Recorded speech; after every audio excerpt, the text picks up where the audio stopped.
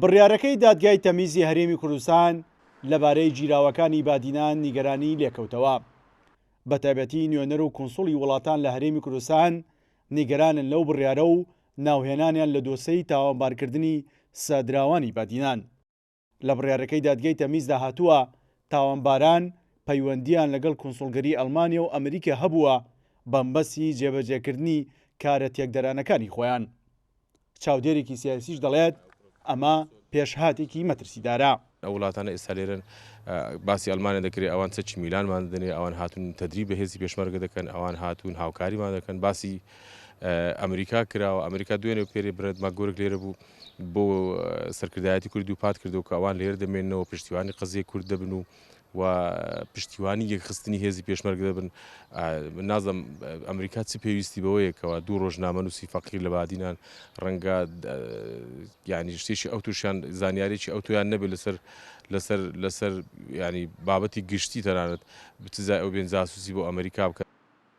بڕیارەکەی دادگای تەمیزی هەرێمی کوردستان کە ژمارە 468 هەڵگرتووە ئاماژە بەوە دەکات تاوانباران لەگەڵ کونسوڵی وڵاتان لە هوتێلەکانی شاری هەولێر کۆبوونەتەوە بۆ بەدیهێنانی ئامانجەکانی خۆیان و تێکدانی هەرێمی کوردستان.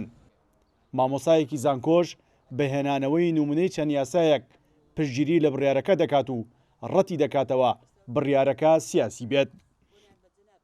5 دادوەری بەڕێزمان هەیە لە دادگای تەمیزە، 3 دادوەری بەڕێز بڵێن بڕیارەکەی پەسەند کردووە، 2 دادوەر بە حسن و ڕزای خۆیان بڕیارەکەی دادگای تاوانەکانی هەولێریان پەسەند نەکردووە. ئەم ژمارەیە ئەم ڕقەمە لە بەردەمانە تەرجمە دەبێت بۆ بابەتێک کە بریتە لەوەی ئازادی هەبووە و بە شێوەیەک کە خاوەنی ئیرادەی خۆیان بوون ئەو دادوەرە بەڕێزانە کە بڕیاریان داوە. ئەگەر تەوجیهێکی سیاسی هەبوو باە ئەوە دەبوو بە شێوەیەکی گشتی هەر 5 ئەندامەکە دانیان بنابایە بە پەسەندکردنی ئەو بڕیارەی دادگای تاوانەکانی هەولێرە و بەڕاستیان بزانەیە.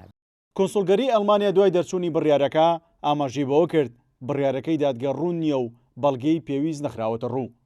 ئاماژە بەوەش دەدات دیدار و کۆبنەوە لەگەڵ ڕۆژنامەنووسان و چالەکوانان کاری ڕۆژانەی کۆنسوڵگەری ئەڵمانیایە و ئەو بڕیارەش دوورە لە پەیوەندی دۆستانەی نێوان هەرێمی کوردستان و ئەڵمانیا. هەروەک کۆنسوڵگەری ئەمریکا دەڵێت پێویستە حکوومەتی هەرێم ڕێزلەکاری دیبلۆماسی ئەمریکیەکان بگرن لە هەر شوێنێک بێت. سیرۆن حوسێن، کوردسات نیوز، هەولێر.